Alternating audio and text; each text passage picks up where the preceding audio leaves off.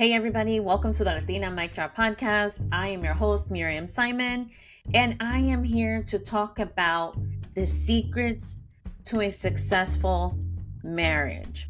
Now, I was just recently talking to somebody that I shared my book with, and she said there was one story missing.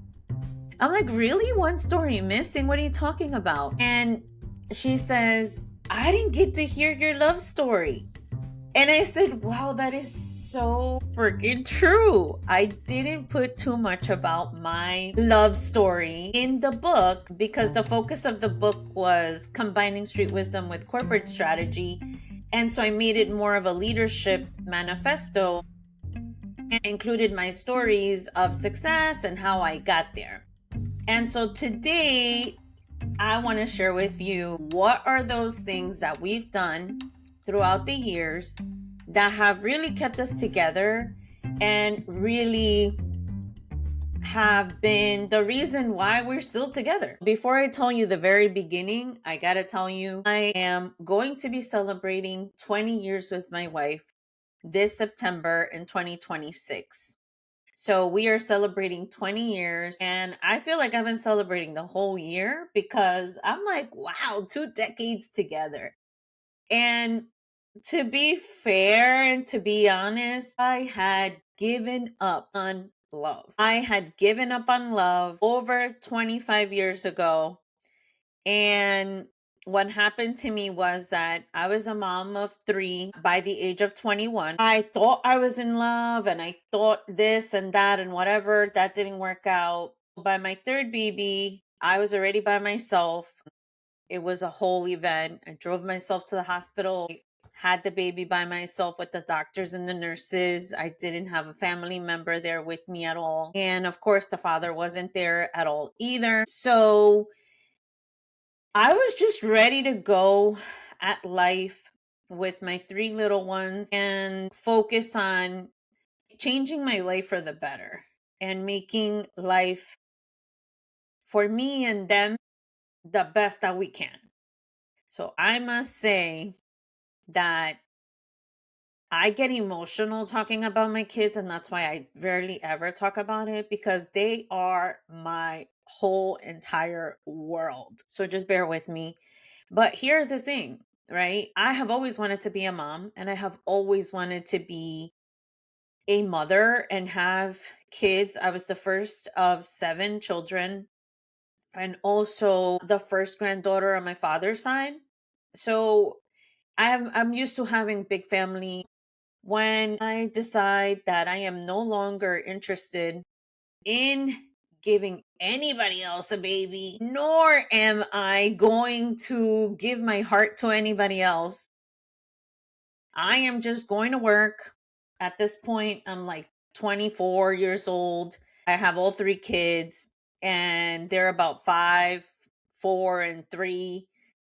And I go to work, I'm working, doing everything I do, and all of a sudden I have a best friend. And we like really just hit it off by just being cool with each other. And we really just started being friends. And it was like, hey, let's go here. Hey, let's go there. And in the beginning, it was like places that we would kind of find each other and we would always just talk and chill and hang out and whatever. And it never became anything more. Now, mind you, I had never had an open relationship with a woman. Nobody ever knew about anything about me, ever even dipping into that pond or having any inclination to that. So nobody had any clue, but I knew that as a younger kid, I did have a girlfriend and I did have feelings for women. And I have always had those feelings. I just never voiced them or said anything.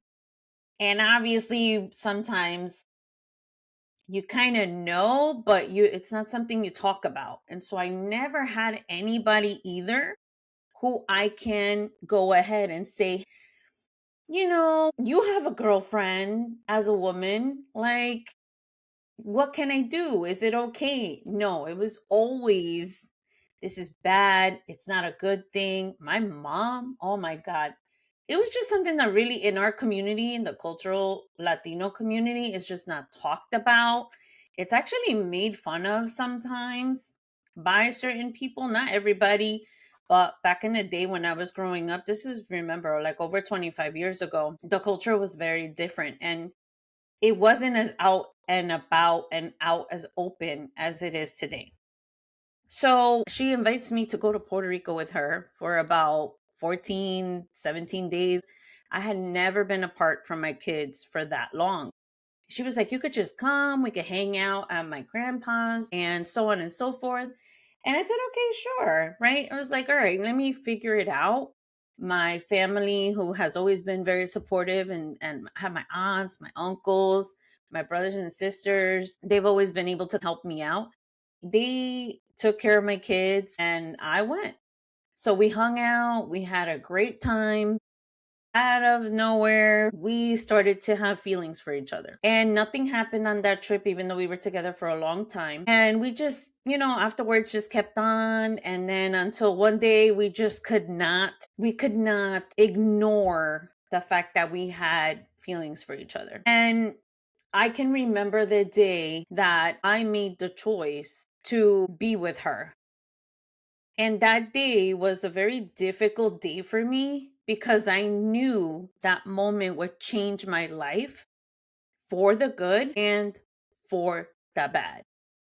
For the good, because it was a day that I knew for me, I needed to trust what I was feeling and trust that my decision was going to be a sound decision.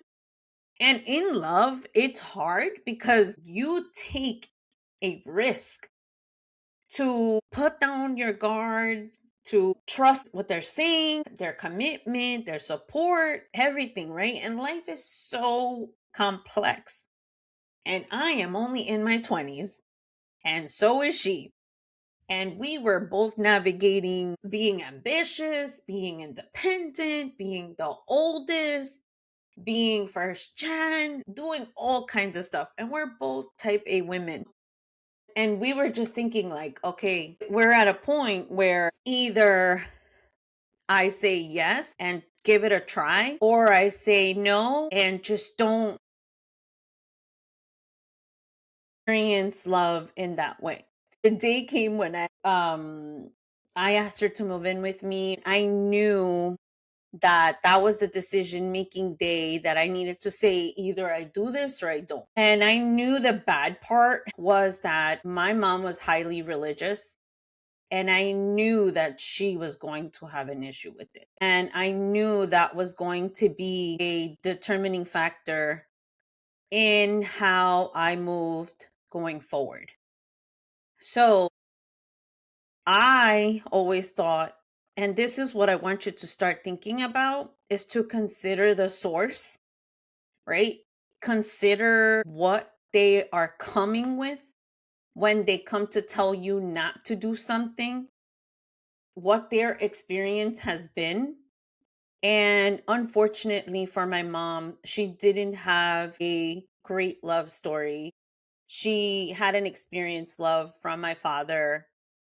And she wasn't somebody that, unfortunately, I could take advice from because I'm first gen and I'm living a totally, completely different life than she did. And so her way of thinking was based on her experience and what she knew to be true. And I was on my path to learn what is true for me. And I want you to think about that. What is true for them and what is true for you? And what are you willing to do? And what are you going to lose? And I kept thinking, I am going to lose the fact that if I do not try, I will not know what this will lead to, nor will I know if this is right for me, regardless of what other people think. And last night at dinner with my wife, I was just telling her, oh my gosh, I remember when you moved in and people knew that you were living with me because I was very well known in my neighborhood because I played volleyball at the park 2 blocks down, and everybody knew my family because my family would help other people come from Mexico. And sometimes they would stay with us. My grandparents would help them get a job, they would help them get on their feet. And then they would, we would know each other. So everybody knew who the hell I was. And everybody knew that she was living with me. And people started to put 1 + 1 = 2. I can recall the first time that a hater, because she couldn't stand my ass, was like, mira la lesbiana que está allá. And I will never forget the first time I got called out like that. It was so freaking rude. I still remember that moment like it was yesterday. Like, I remember her walking across the street. I remember she was wearing all black. I remember that she yelled. And I know why she did it, and she embarrassed me in the street. And that was the first time that somebody had ever called me out. And I was so in my head about it. And I didn't say anything. I ignored her. I mean, one thing about me is I don't respond to everything. And those people that are trying to get a response from me, good luck, because you're not going to get it, especially in a negative way. I don't think so. I do not work that way. So I began to see how making this decision was affecting not just me, but my kids, my family. So, in order to be who you are, sometimes it does take you taking some criticism, not even taking it, because it's up to you if you actually let it in. Are you going to allow it to affect you, or are you going to understand that that's what people do and say? It affects me in a good way and a bad way. And a good way is meaning, okay, let me hear what they have to say and let me see what the real world thinks. But at the other end is like, okay, but should I be responsive to that? Does it make sense? And that those are the kinds of questions that I want you to start to ask yourself. Like, if somebody is criticizing you or if somebody is judging you, is appropriate? Like, does it make sense? Is it true? What are the facts behind that? Then the other part too was that we have gone through different phases. So what I write in my book is like, as you're going through, right, ask questions. But here I am, a young girl who has no idea who the hell out there is also a part of the LGBTQIA community. I have not seen it. There are no role models out there. So I have no clue. All I can base my decision on and where I'm going with this is how I'm feeling, how the relationship is going, and the decisions that she and I make together to move forward. And yeah, I would love to ask questions. So here's something I probably would have done earlier that I didn't know I could do is I probably would have went to see a therapist earlier, because of all those things that my mom told me. I thought I was sick. I thought that I was doing something wrong. I thought that I was broken. I thought that maybe I was mentally ill. I thought all kinds of things. It was just a wondering, right? Like, is it true? Is it not true? I don't know. Am I like effed up? Like, did I do something wrong? Am I really, screwing it up? And these are all real thoughts that I had all these years. And I didn't go to a therapist until 3 years ago. But had I been able to address these questions and ask my therapist, hey, can you send me information about being LGBTQIA? And like, you have that song, I Was Born This Way by Lady Gaga, right? But when you have people that love you telling you this and telling you that, right? Like, that's why you have to think about, consider the source. Where's the information coming from? Is it supported? Is it, and even people that research things, they will come with an answer that they want to find. So you have to also pay attention to what is really happening and what makes sense for you. And based on what information you have and what information is available to you, how you can make those decisions. And sometimes you have to really just rely on you. For me, love was a personal choice to fall in love with her, to be with her, right? Not to be gay or not to be lesbian or not to be bi, whatever it might be. The choice was to fall in love with her and to say yes to myself and choose me to be with her. And here's the other thing. This is what happens sometimes. You have to create your own lane. In creating your own lane, which is what we were doing, right? We are now people who other people can look at it and say, wow, you've been together 20 years? Like, how the hell did you make it? So all this time, we have always been supportive of each other. We have always understood each other. We have given grace to each other like hell. We were full of traumatic events that happened to both of us. We were both full of ambition for a better tomorrow. And I think that shared ambition is what actually helped us get to where we are, because she would help me when I needed it and I would help her when she needed it. And we always made it work together. Like one way or another, we figured it the hell out. And we created our own lane. And so now that we are 20 years in, like I really don't have that many friends that I can call, but now I am open and honest about it. It took me a long time to get to this place. It took me years, decades to be able to be free and to be able to take the time to actually be with her and be okay with me, accept myself to be with her. And she's been with me this whole time as I'm going through everything that I'm going through, as I'm learning about myself, as I'm getting promoted, as I'm getting my degree, as I'm raising our children together, right? Like, she was the only person over 25 years ago that one day I did not have a gift for my little Rosa because I didn't have any money. My grandparents had just left. My grandpa had a stroke. He had to move out of the apartment. I was living with them because I came back to live with them to stay protected away from the father. I wanted to get rid of him and I couldn't get rid of him, and I just needed some space.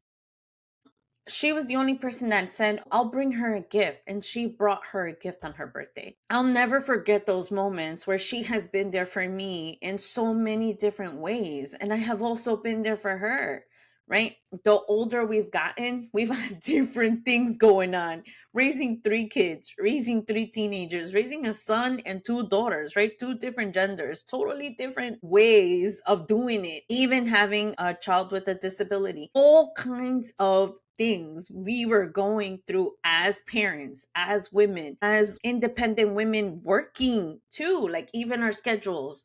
We figured out that she could work shift work, and I decided not to do shift work.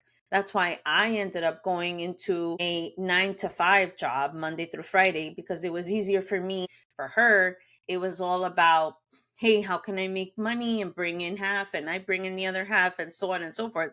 And let me tell you something, it has never been 50-50 in our relationship. Always one or the other has more or less. So we just go with the flow and we don't keep track of that. Like we don't say, oh, today you put 50, but you owe me 50, or today you put 75. So the 25 that you didn't put in, I'm expecting it. Like we don't work like that. We don't keep tabs on that. We help each other out. If we decide that we did it, we did it. So that's the other point that I have in love, right? And hey, this is what works for me, and I don't know what works for you. You have to figure that out on your own, but I'm telling you what are some of the things that helped us get here, in case that is something that is helpful for you. The other part is too that I do not believe in compromise. I personally do not believe in compromise. They always tell you out there, compromise, right? And I'm thinking, girl, compromise is like one person is going to win and the other person is going to lose. How the hell is that a freaking compromise? And if you're the person that's always losing and you're always the person giving, then you may be resentful if you're not cautious about how much you're giving and how much you're receiving. So either you make the decision to say yes to something you normally wouldn't, and then you lose out on that and you move on with your life and you're good with it. And these are the reasons why you have to think about what you say yes to in a relationship or no to. Because imagine if I wanted to work and I wanted to go do X, Y, and Z, and she was like, what the hell are you thinking? You can't go, or you can't do things. Like, I don't know if our relationship would last, because I don't know if I wanted to accomplish something and she said I couldn't, like, I don't know if I would be okay with that. So in the very beginning, one thing that I did compromise on, which is something that I realized now, that it was totally fine. I felt resentful for a little bit, but then I was like, girl, this is not that serious. Like, what the hell are you thinking? The only thing was that sometimes she feels uncomfortable in social places, right? I'm the total opposite. So, right, if I had somebody like me with me, I don't think we would be able to get a word in, and I don't think we would be able to see eye to eye all the time. And so she's a quieter, introverted, likes to be more to herself kind of person. And I'm the total opposite. Even in our families, it's like that. She has way fewer family members, and I have un montón, right? I have a whole bunch of them. So we can go 20, 30, and do one birthday party, and you have 30 people at your house. She does a birthday party, there's maybe five, right? So it's a very different world, and I'm used to that, and she's used to the other way. So I had to learn that she was not a person that liked to be in the limelight and do all X, Y, and Z. And that's why you see me doing everything that I do. And you're probably like, where the hell is she? Is she a ghost? No, she's real. She's very real. And that's the thing, right? It's like, how can you complement each other and understand that they are a person too, and see what works for you and what works for them? And now we are at a point where we are more like, okay, well, I think you can go do that and you can take care of this, and I'll take a seat or X, Y, and Z. And so the only thing we're cautious about, and I would say be cautious about it too, is sometimes we overthink what the other person may need instead of communicating it. So we have learned to communicate our needs, and we need to be ready to speak to each other when the other person is ready to receive it. So that is something that takes getting to know the person and also being able to talk to each other. We go out, like we will go out once a week, every week, and spend time with each other outside of the house. So sometimes inside of the house, you have your kids, you have other people, right? We tend to have extended families in the Latino culture. And sometimes it's just better to just go outside and have a real conversation and talk about what's really going on. And like that, other people don't hear anything that you're talking about, don't know, or just, it's just easier that way. Other people may hear things and think things.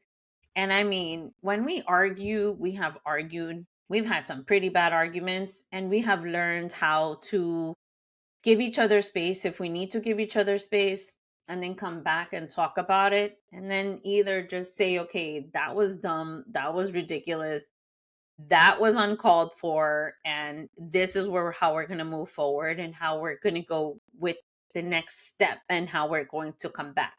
So regardless of anything that we've ever been through, we've always known that we've wanted to be together and wanted to support each other, and we have both been able to listen and to understand each other's side.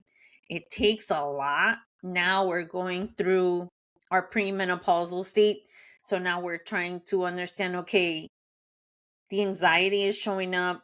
Okay, the depression is showing up. Okay, the forgetfulness is showing up. Okay, we need to eat different. We need to exercise. We need to do things differently. We need this. We need that, right? So every single phase of life, we are understanding where we are. One thing I love to do is always understand the ages and how we are affected by them, how our bodies work in the different stages. Also, what other people need from me and how my interactions with them are affecting them and impacting their lives, as well as back. And my wife and I do that all the time. And it's hard to let go of somebody that you love. But that's the other thing, is that when you have too much control over a person, they feel trapped. And it can happen where sometimes you're like thinking things. And so for me, that was my problem. My problem was that because I had bad relationships and I didn't know what it looked like, and I had no blueprint, like I talked to you about, and had nobody else to go talk to. All I know were the bad things that were happening, like cheating, that actually happened to me and to my mom, like just different things, and other people and other family members and things like that. Like that's all I knew. So once you have something good, it feels uncomfortable sometimes. And I had to adjust to say, no, there's nothing wrong. Everything is fine. Do you have the facts? Again, right? Always thinking about, do I have the facts? And understanding that just because it was true for other people doesn't mean that that's my path and that's the truth for me. And that is sometimes hard. Like, there are good people out there, and there are good people that are willing to be there for you. And when you don't have that, and you have abandonment issues, and you have all kinds of traumas and things that have happened to you, sometimes the good feels very uncomfortable. And I had to learn to be comfortable with that, even learn how to be comfortable with peace. Peace is something that was very hard for me, at a point where I was thinking at one point, oh, I don't know, maybe our relationship is boring, maybe it's getting stale. And in reality, it was not getting stale. We were just at peace. And what the hell did peace look like? I had no idea. I had no clue what peace looked like. And now I know what peace looks like. Now I know I don't have to be in the hustle and bustle. Now I know that we don't have to be struggling. I know that I don't have to fight with her to see if she loves me, right? There are just certain things that you do to try to figure out or get a reaction, when in reality, you don't need that anymore. Like, she is so done proving to me, and I am so done proving to her as well. And we had to make that realization at some point that that was over. We don't need to go through that anymore. Like, we are it. This is it. And that's where the beauty of our love is today. And I am so proud of where we are today. Now we get to experience the success that we've both built together, her on her own and me on my own. And even that was hard for me to say, hey, I have more money, like I can help you with this. Or she had more money and I can help you with this too, right? And I would get offended because she wouldn't want to, or she wouldn't want to take it from me. She's like, no, I need it for myself. I need it for myself. And I was like, what the hell are you talking about? Like, let me help you. And now I see that for her to feel good about herself, that's what she needed. So once she got that and she was able to get it for herself, she was so much happier with herself. It was just her own personal thing. It had nothing to do with me at all. And I needed to understand that. And I think sometimes we need to understand that too, that sometimes our ambitions are not together. Like, she has her own goals and I have my own goals, and we are working together and we come together. Like my grandma would say, si tu abuelo tiene poquito y yo tengo poquito, se hace mucho. I always kept that in the back of my head and thinking about that. Like, if she has a lot and I have a lot, we can make it a big thing. And we have. And now we're able to take advantage of all the hard work that we have both put in. We have raised our kids. They are in their 20s, and now we can be there to support them in their adventures and their livelihood, and see them as good independent adults that I am. Like, wow, I have a 27-year-old. They are almost averaging up to 30. What? So love is complicated, and love is also a very, very good place to be. It is so rewarding. It does take taking down those walls. It takes two people to tango, like they say. And it really is about personal choice and how you feel and what makes you feel important and what makes you feel good about what you want, how you want it, and what you are willing to accept and not accept, not just about the other person, but about yourself too. Sometimes it's about accepting who you are and accepting that you are not broken, that you are good just the way you are. And yes, we make mistakes and we have to forgive ourselves and forgive other people. And it's a choice. And we have never broken our boundaries to each other. And I finally got married to her in 2022 on Three Kings Day. So, yes, I am that person who does things like that. It's the winter season when she's working the most. So, sometimes we get to spend it together and sometimes we don't. But I thought it was a great day to get married. And that's when we got married. Hey, everybody has the ability to love, and sometimes it's hard to receive the love. Receiving the love can sometimes feel uncomfortable. And for me, it did, because I didn't know what it looked like and I didn't know what it meant and I didn't know what it was. But now that I do, I am super happy and excited. So eventually, maybe one day I'll write a book about the whole love story, and I'll include so many other different stories that we can talk about. But those are some of the ways and some of the things that helped us. So this has been your episode of Latina Mic Drop. And let me know in the comments what you think, or hit me up on IG at I am Miriam Simon. Have a good one and see you on the flip side. Take care.